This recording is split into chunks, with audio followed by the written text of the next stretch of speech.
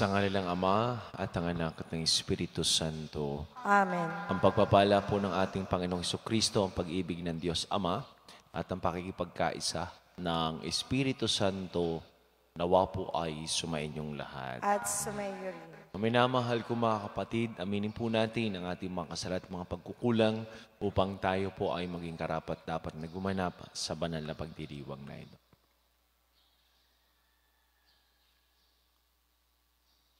Inaamin ko sa makapangyarihang Diyos at sa iyong mga kapatid na lubha ako nagkasala sa isip, sa salita at sa gawa at sa aking pagkukulang.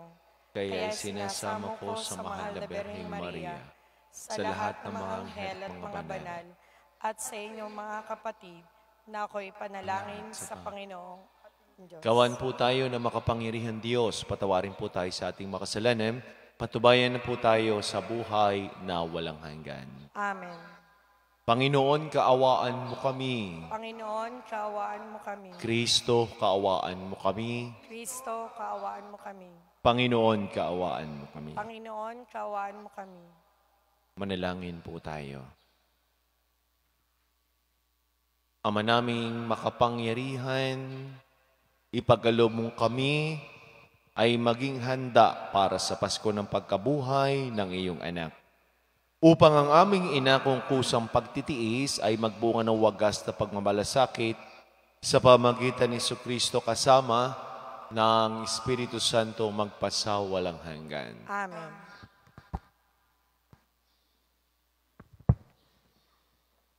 Pagbasa mula sa aklat ni Propeta Ezekiel. Sinasabi ng Panginoon, kung ang isang taong masama ay tumalikod sa kanyang kasamaan, sumunod sa aking mga tuntunin at gumawa ng mabuti, siya ay mabubuhay. Kakalimutan na ang lahat ng nagawa niyang kasalanan at mabubuhay siya dahil sa kabutihang ginawa niya sa bandang huli. Hindi ko ikinasisiya ang kamatayan ng masama, sabi pa ng Panginoon. Ang ibig ko nga, siya'y magsisi at magbagong buhay. Ngunit kung ang isang taong matuwid ay magpakasama at gumawa ng mga kasuklam-suklam na gawain, hindi siya mabubuhay. Mamamatay siya dahil sa kanyang pagtataksil at sa kasalanang nagawa. Mawawala ng kabuluhan ang lahat ng kabutihang ginawa niya nung una. Marahil ay sasabihin ninyong, hindi tama itong ginagawa ko. Makinig kayo, mga Israelita. Matuwid ang aking tuntunin. Ang pamantayan ninyo ang baluktot. Kapag ang isang taong matuwid ay nagpakasama, mamamatay siya dahil sa kasamaang ginawa niya. At ang masamang nagpakabuti at gumawa ng mga bagay na matuwid ay mabubuhay. Dahil sa pagtalikod sa nagawa niyang kasamaan noong una, mabubuhay siya, hindi mamamatay. Ang salita ng Diyos. Salamat sa Diyos. Salmong tugunan, hinihiling namin yung limutin, tanang kasalanan namin. Hiling namin limutin tanang kasalanan namin. Sa gitna ng paghihirap, tinawag ko'y Panginoon. Panginoon, ako'y dinggin, pagkat ako'y tumataghoy. Dinggin mo ang pagtawag, paghingi ng iyong tulong. Hiling namin limutin tanang kasalanan namin. Kung ikaw ay may talaan nitong aming kasalanan, lahat kami ay tatanggap ng hatol mong nakalaan. Ngunit iyong pinatawad, kasalanan ay nilimot. Pinatawad mo nga kami upang sa iyo ay matakot. Hiling namin limutin tanang kasalanan namin. Sabik akong naghihintay sa tulong mo, Panginoon, pagkat ako'y may tiwala sa pangako mong pagtulong. Yaring aking pananabik, Panginoon, ay higit pa sa sirenong naghihintay ng pagsapit ng umaga. Hiling namin limutin tanang kasalanan namin. Magtiwala ka, Israel, magtiwala sa iyong Diyos. Matatag at di kukupas ang pag-ibig niyang dulot. Lagi siyang nahahandang sa sino man ay tumubos. Hiling namin limutin tanang kasalanan namin. Hiling ang Israel, yaong kanyang hanghirang, iligtas niya sila sa kanilang kasalanan. Hiling namin limutin tanang kasalanan namin. Sinabi ng poong kasamaan ay layuan, kasalan ay pagsisihan, kayo ay magbagong buhay, magbalik loob na tunay.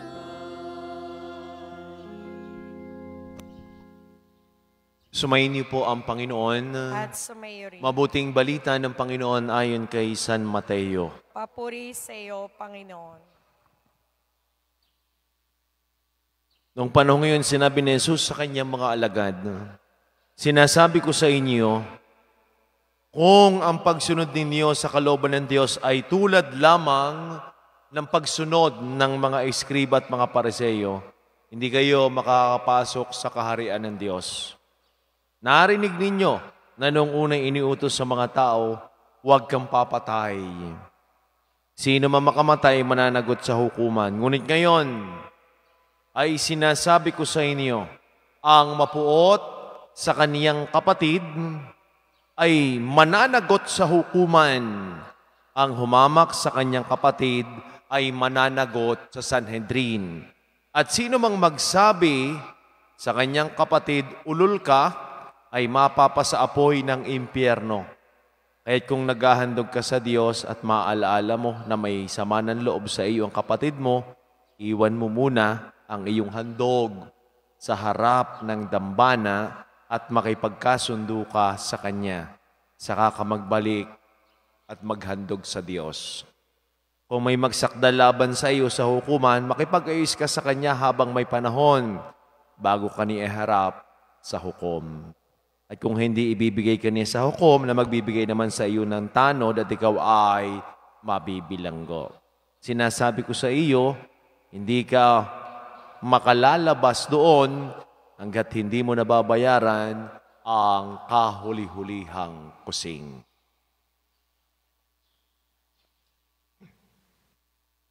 Ang mabuting balita ng ating kaligtasan. Pinupuri ka namin, Panginoong Heso Kristo.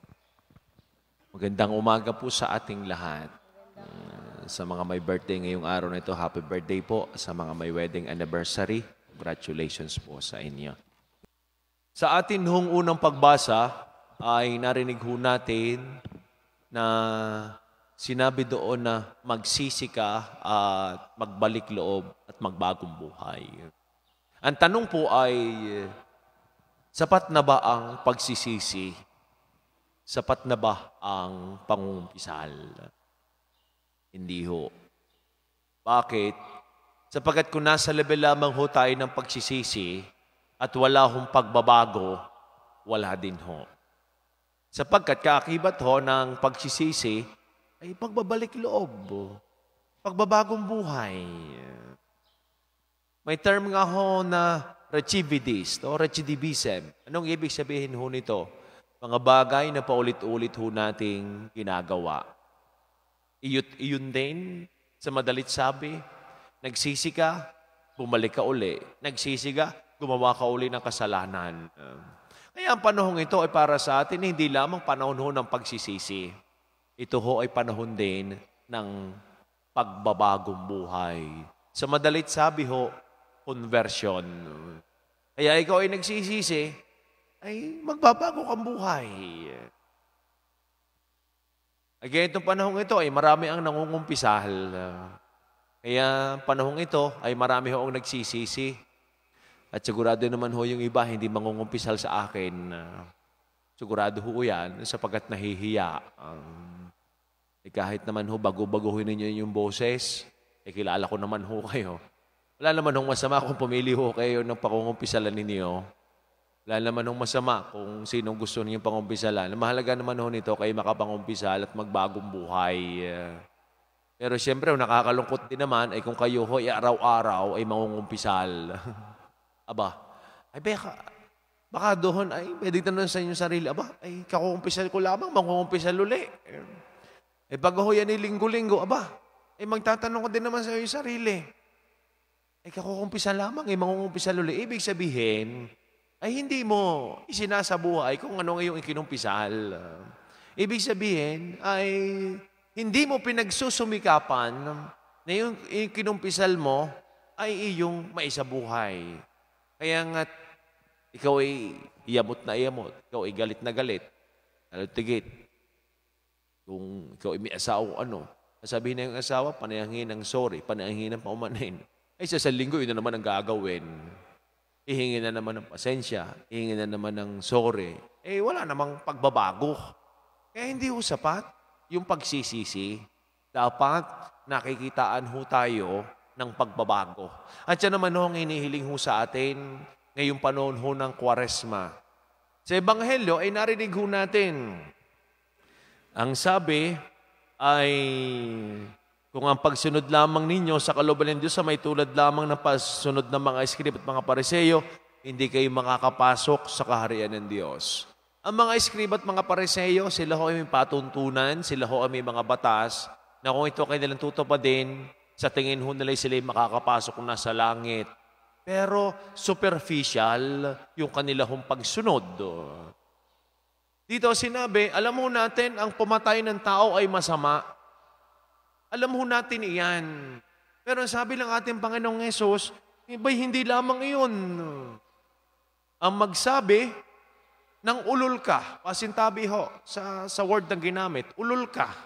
At pasintabi rin ho sa mga sasabihin kong mga salita.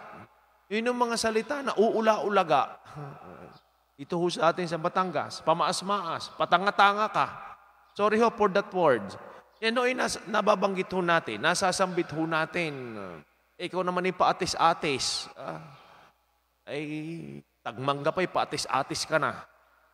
Ibig sabihin, ay, itong mga salita na ito'y nakamamatay din. Yung nga magsalita ka, namamatay ka na. Sa isip mo pa lamang, ikaw ay katumbas na rin yan nang ikaw ay umatay ng tao. Nga lamang ikaw ay may kagalit at ayaw mong makita, di parang patay na rin siya. Yung nga ikaw ay hindi ka sudot, ayaw mong makita, di parang ibinaon mo na siya sa lupa. Bakit? Sabi dito, yung magalit, ikaw ay parang pumatay na rin. Dito, ano sabi? Kung ikaw ay maghahandog at na masama pang iyong loob, iwan mo muna ang iyong handog. At ikaw imuwi muna at makipagkasundo at makipagbati. Kaya ito may malaking paalala ho para sa atin. Kung may nagsakdal laban sa iyo sa hukuman, makipag-ayos ka sa kanya habang may panahon pa. Kaya nga sa proseso, yung mga inihahabla, yung mga ipinabablanter, di huban naman yan, hindi mo na dinadala sa pulis hanggat maaari, ayusin muna sa barangay. At ang barangay ang makikipagkasundo. Ang barangay ang tagapamagitan. Ayusin muna sa barangay. Pag naayos, okay. Meron ng mga kaso na hindi kaya sa barangay, di dinadala na sa pulis. At yun pag yun naman inayakad na sa pulis, sabay mahirap na sa pagyan may kaso na. Hanggang maaari pa, inaayos na. Pero kung yan naman ay mabigat at hindi naman kayang basta-basta lamang ariglo Di naman ho tama iyon. No? Kaya ho tayo, ibinibigyan ho ng pagkakataon na yung ating sarili ay limiin. Ano ba yung lumalabas sa aking bibig? Oo nga, hindi ako nakapatay ng tao physically. Baka naman sa aking mga salitang ito, dito naman ako pumapatay. At kung ang salita lamang ho ay nakamamatay, kung bawat bigkas lamang ho ng salita ay nakamamatay, baka wala na hong nasimba. Baka wala na hong nagmimisa. Baka lahat ho tayo ay patay na. Bakit? Sapagkat lahat ho tayo ay nakaranas na ng mga salita na nakamamatay. Kung hindi man ho tayo nakaranas, tayo din naman ay nagbitaw din ng mga salita na nakamamatay. Ito ang sabi ng ating mga pagbasa, ang salitang buhay ay sa mga tao na gumagawa ng kabutihan at ang salitang kamatayan ay ang mga nagmamahal sa kasalanan.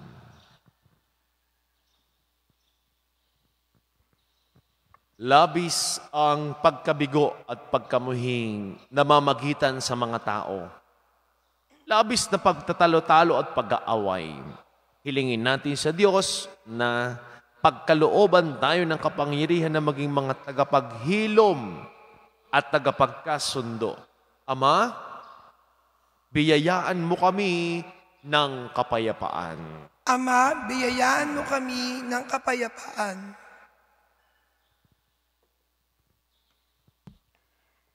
Ang simbahan naway maging kasangkapan ng pagkakasundo, pagpapatawad, pagpapagaling, at pagkakaisa ng mga tao at bansang nakikipagdigmaan. Manalangin tayo sa Panginoon. Ama, biyayaan mo kami ng kapayapaan.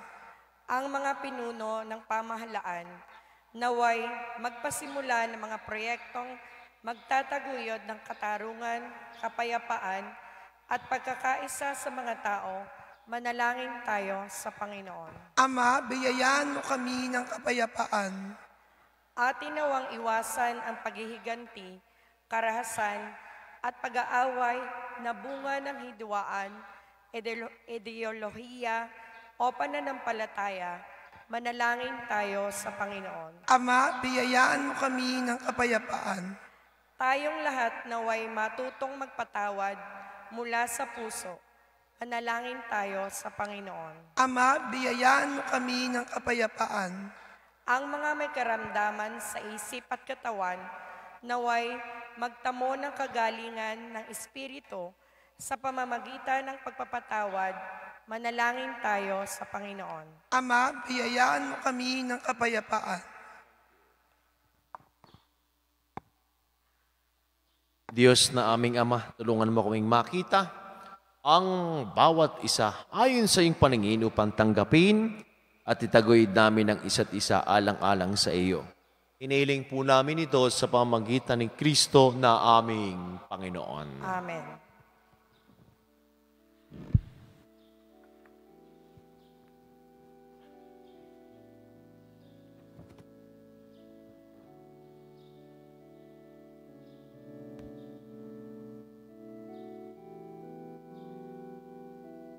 Puri-puri sa ganda, alam natin may alay mula sa lupat po ng pagawaan kinakain at para kain ibigay po. Kapuri-puri ang po ang may kapal ngayon at kailanman.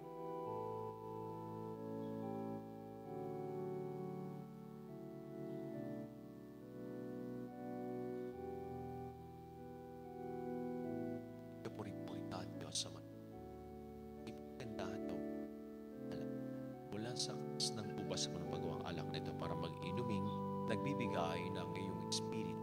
Kapuri-puri ang po ang may kapal ngayon at magpakailanman.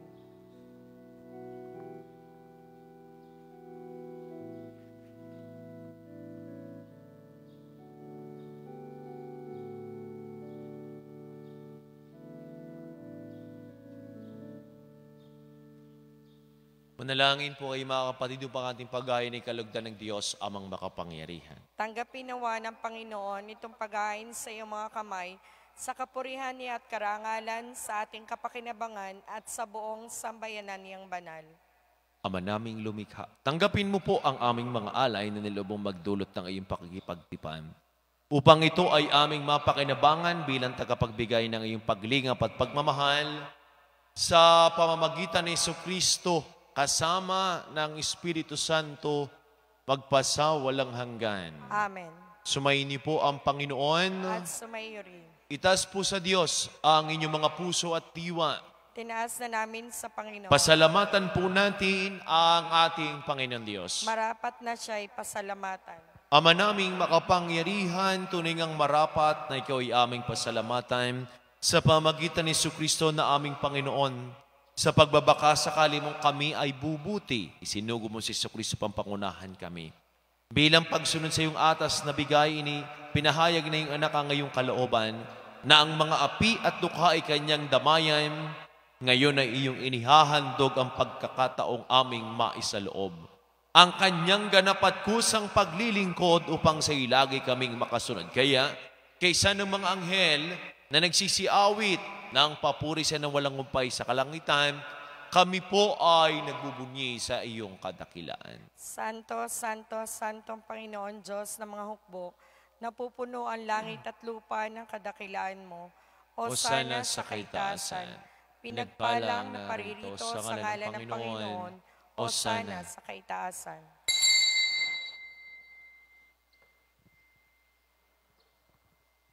Ama naming banal, ikaw po ang bukal ng tanang kabanalan, kaya't sa pamagitan ng iyong Espiritu, ang iyong banal ang mga kaloob na ito upang para sa amin ay maging katawan at tugo ng aming Panginoong Jesucristo. Bago niya pinagtiis ang kusang loob na maging handog, ginawa kanyang tinapay, pinasalamatan kaniya. Pinaghati-hati ni iyon, iniabot sa kanyang mga alagad at sinabi, "Tagapin ninyong lahat ito at kanin itong aking katawan na ihahandog para sa inyo."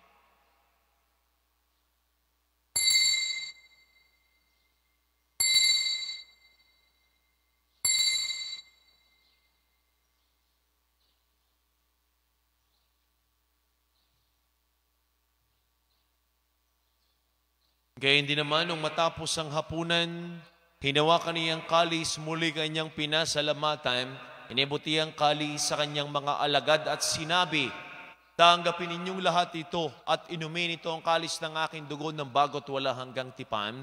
Ang aking dugo na ibubus para sa inyo at para sa lahat. Sa kapagpapatawad ng mga kasalanan, gawin niyo ito sa pag-alaala sa akin."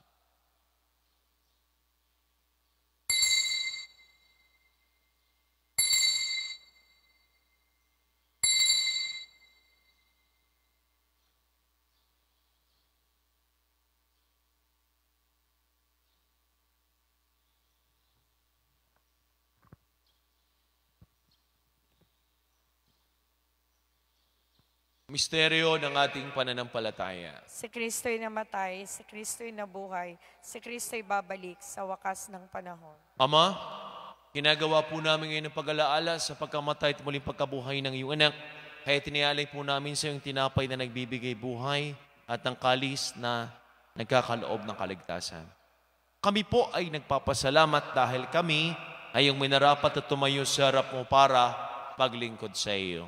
Sinasama po namin kami magkakasalo-salo sa katawan at tugon ni Kristo mabuklod sa pagkakaisa sa pamagitan ng Espiritu Santo. Ama, lingapin mo yung simbahang laganap sa buong daigdig. Puspusin mo kami sa iyong pag-ibig. Kay San Francisco na aming Santo Papa at ni Gilbert na aming Arsobispo at ang lahat ng mga kaparian. Alalahanin mo rin po ang mga kapatid naming nahimlay na. Nang may pag-asang sila'y muling mabubuhay, gayon din ng lahat ng mga pumanaw, kaawaan mo po sila patuloyin sa iyong kaliwanagan, kaawa mo pagindapating kaming lahat na makasalo sa iyong buhay na walang wakas. Kaysa ng mahal na Birheng Maria ng Diyos ni Poong San Jose, kaysa ng lahat ng mga apostol, San Jose Marelo, at ng lahat ng mga banal na namuhay dito sa daigdig ng kalugod-lugod sa iyo, may pagdiwang nawa po namin ang pagpupuri sa kararangal mo sa pamagitan ng iyong anak na aming Panginoong Heso Kristo.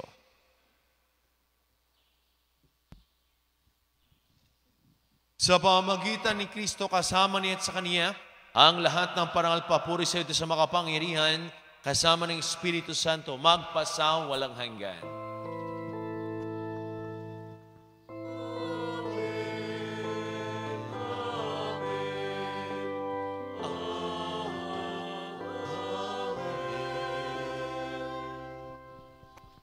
Sama-sama po nating awitin na may kababaan ng loob at lakas ng loob ang panalangin tinuro sa atin ng ating Panginoong Jesucristo.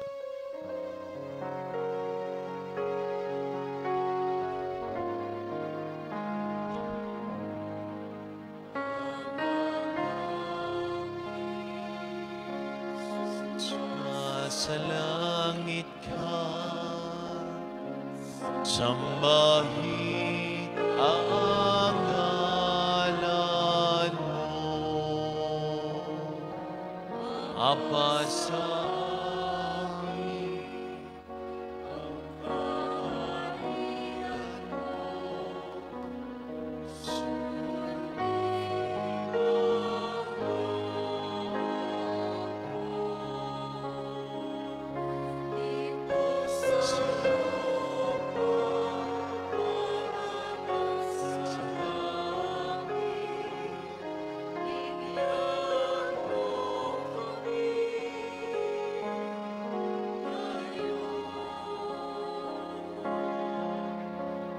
ng aming kapal sa araw-araw at panghawarin mo kami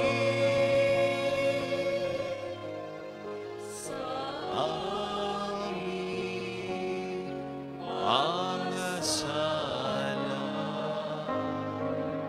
para na pagpapatawad namin sa nagkakasala sa amin.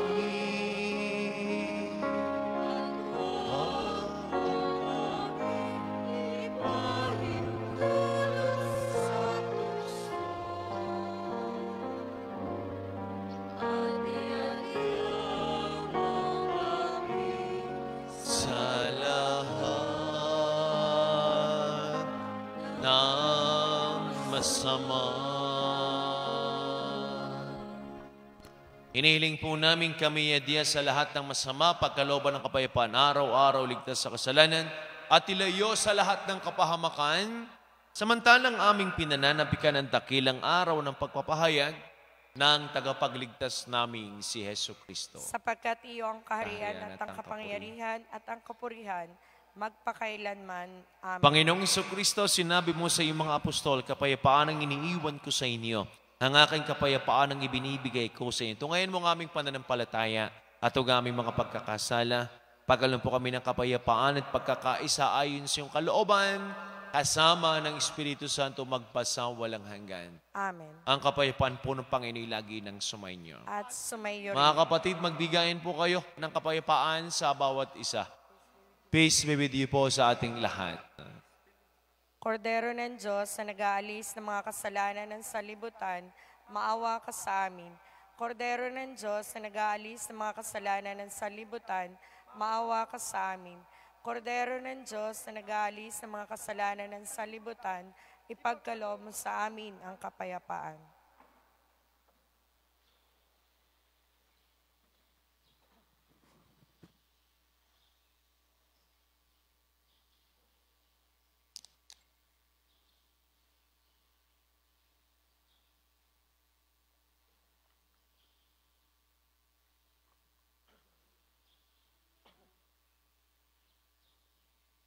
Kung minamahal kong mga kapatid, ito ang kordero ng Diyos sinagali sa mga salan sa libutan.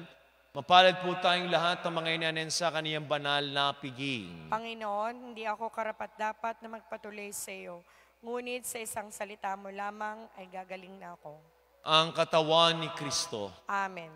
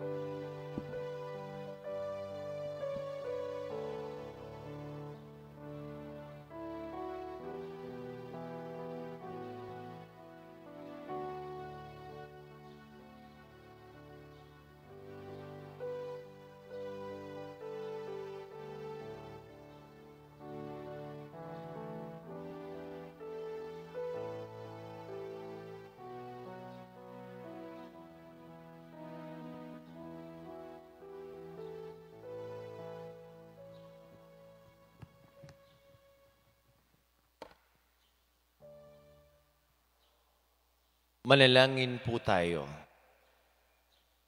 Ama naming mapagmahal, ang banal na pakinabang namin ngayon ay magdulot nawa ng kagalingan sa aming nauukol at pagkadalisay na aming makasalanang kahapon. Kami nawa ay laging makasalo mo sa habang panahon sa pamagitan ni Jesucristo kasama ng Espiritu Santo magpasawalang hanggan. Amen. Magsiupo po sumandali para sa patalastas. Mapagpalang araw po. Ang lahat po ay inaanyayahang dumalo at makiisa sa gagawing pagnonobena para sa karangalan ng mahal na poong San Jose, Patriarka. Ito po ay mula sa ika-10 hanggang ika-18 ng Marso sa ganap na ika-5 ng hapon na susundan ng pagdiriwang ng banal na misa. Sa Marso 19, Linggo, araw ng kapiyastahan, ang mga oras po ng misa sa umaga ay sa ika-4, ika-5, at ika-6 at 15 minuto, ika-7 at kalahati ng umaga, ika-9 at kalahati ng umaga ang misa konselebrada. Ang mga misa sa hapon ay sa ika-4 at ika-5 ng hapon. Ang ating pong prosesyon ay gaganapin pagkatapos ng nobena at misa sa ika-18 ng Marso. Maaari po nating dalahin ang mga imahen ni Poong San Jose. Maraming salamat po. Magsitayo po ang lahat. Sumayin niyo po ang Panginoon. At sumayo rin. Pagpalain po kayong lahat, ingatan, gabayan, subaybayan, lingapin, kasama na po inyong buong pamilya at mga mahal sa buhay ng ating mapagpalang Diyos. Sa ngalan ng Ama at ang Anak at ang Espiritu Santo. Amen. Ang misa'y naialay na, taglay ninyo ang pag-ibig ng Diyos. Salamat sa Diyos.